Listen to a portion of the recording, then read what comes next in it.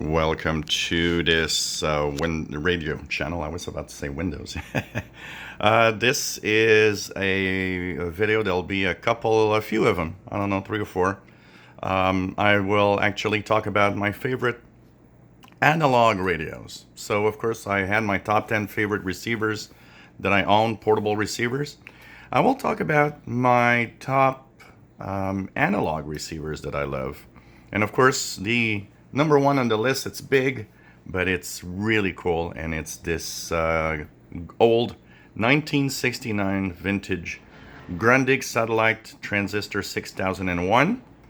So name is up here, you see. It's also known as the Grundig Satellite 210. It is a long wave, medium wave, short wave, general coverage receiver. It's an analog radio from 1969, runs off of batteries and of course off of power. It is an amazing radio. In today's dollars, it would be equivalent to spending about $1,000 to get this radio. So it was really expensive in 1969. It's one of the most amazing receivers I've ever seen for several reasons. One of them being its construction, how it's just amazing how they actually really made this radio an amazing radio.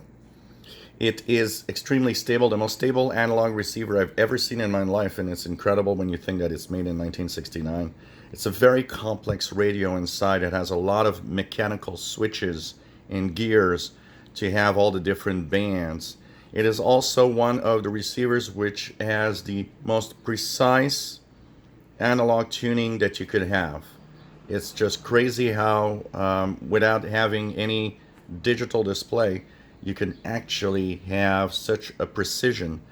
It also drifts so little that actually when you turn it off, if you were tuning on a shortwave frequency, when you turn it off, well, actually, you will turn it on 2 days later and it's still going to be smack on the frequency you were listening to, which is, once again, truly amazing.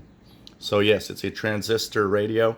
It's pretty big, pretty heavy, but I gotta say this would be my favorite analog radio that I own, without any doubt.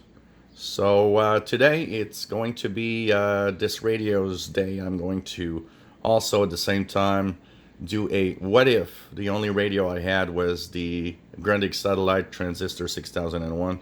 So I'll do shortwave listening with this today. It does not have single sideband by default, but it has a module. They sold a module, and I've seen it a few times show up on eBay. They sell a module that actually adds single sideband capability to this radio, which I would have really, really enjoyed seeing. But at the same time, you know, I could probably check out those little BFO circuits that you can build yourself, and or even use a another portable radio and use its analog, its frequency, its intermediate frequency that it actually broadcasts.